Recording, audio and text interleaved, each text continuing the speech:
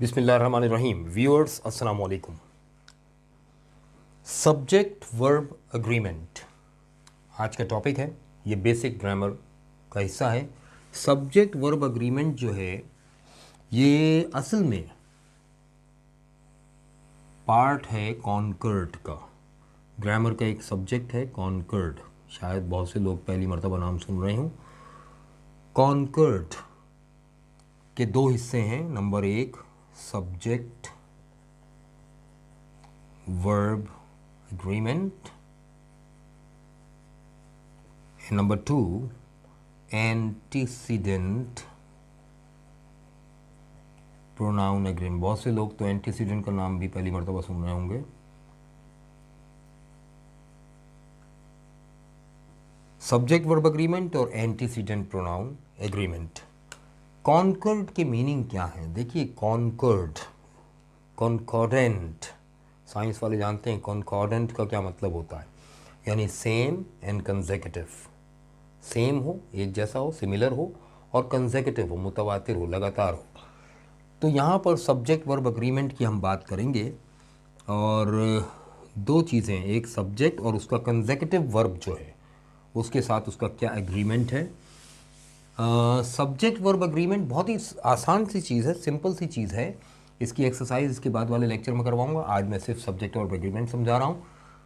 Subject verb agreement के दो points हैं जो याद रखने वाले हैं। Number one, if the subject is singular, if the subject is singular, the verb must be singular. दूसरा पॉइंट है, if the subject is plural,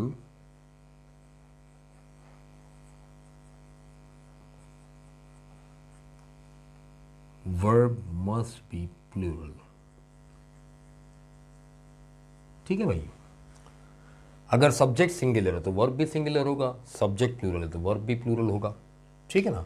अच्छा, मैं एग्जांपल देता हूं आपको। जैसे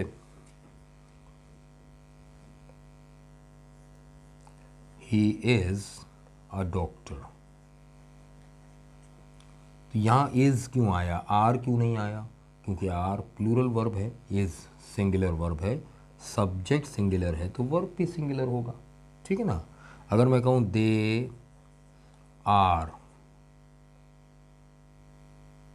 कमिंग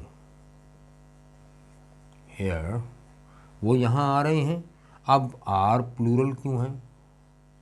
क्योंकि दे प्लूरल है। ठीक है ना। अब प्रॉब्लम क्या है? यहाँ तो हमें सिंगुलर प्लूरल समझ में आ रहा है।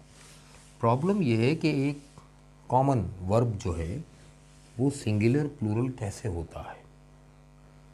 देखिए नाउन, बल्कि यूं कहूँ मैं, सब्जेक्ट या तो नाउन होगा या प्रोनाउन होगा।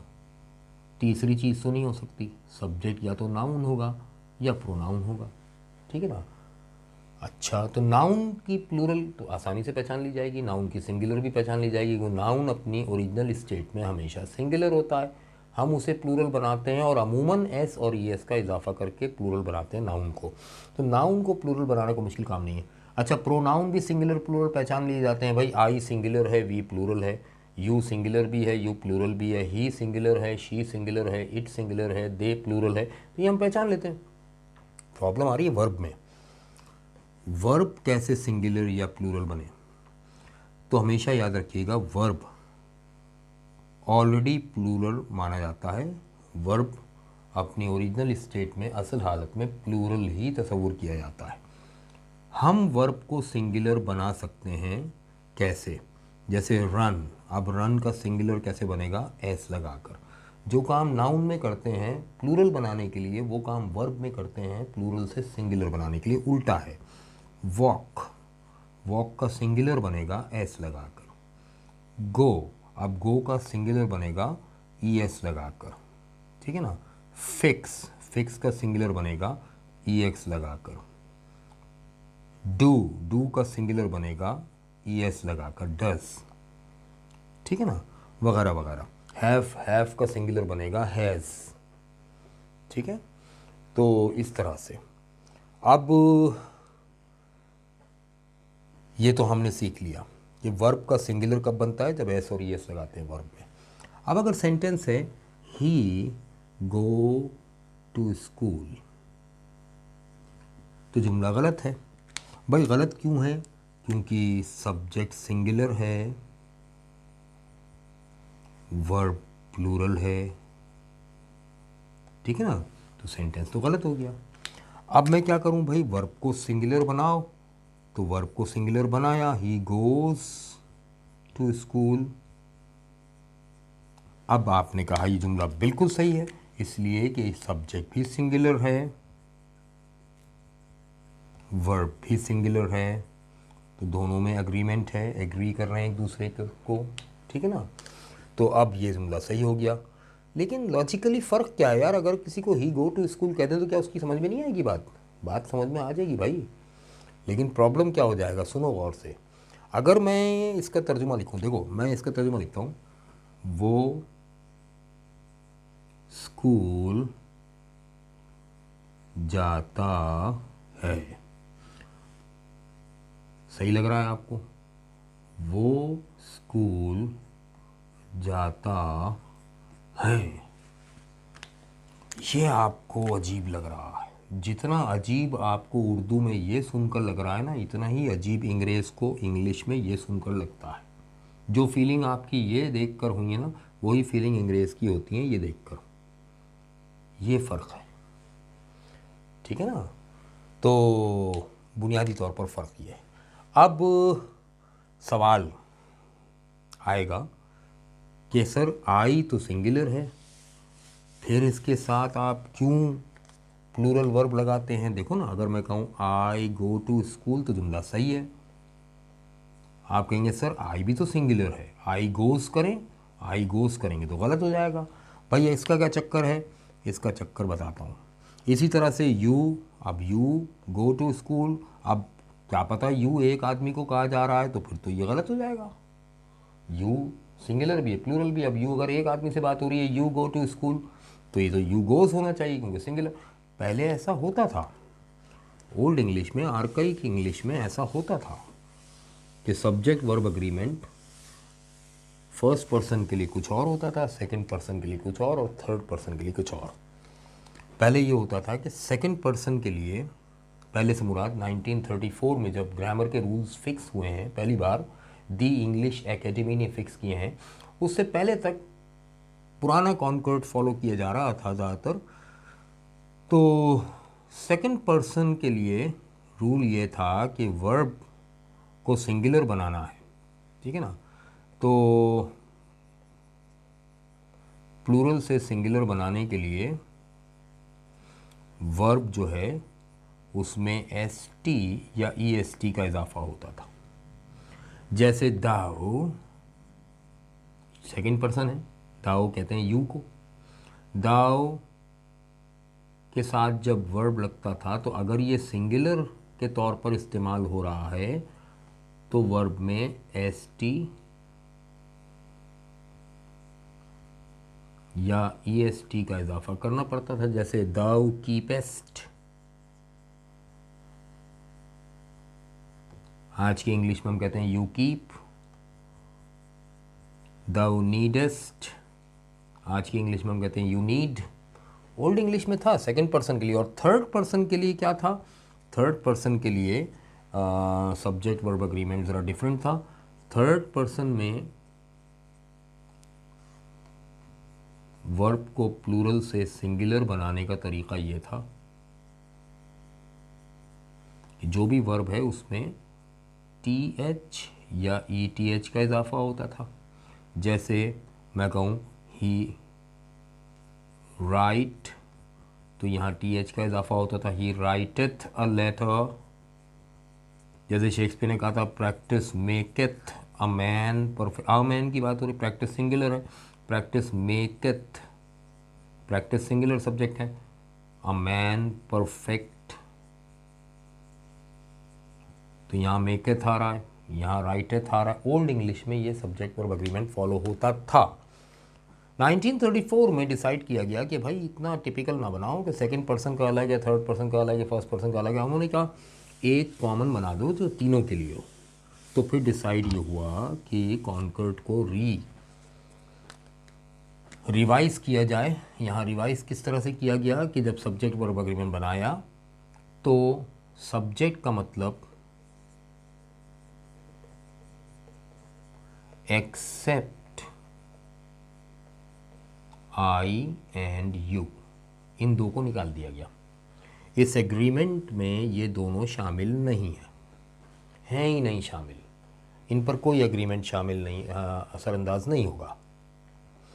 यानी आई होगा तो जैसा वर्ब है वैसा ही रहेगा, उसमें कोई एस और यस नहीं लगेगा। यू है तो कोई ऐसा ये एस और यस नहीं लगेगा, जैसा है वैसे ही रहेगा, क्योंकि ये एग्रीमेंट में शामिल नहीं है।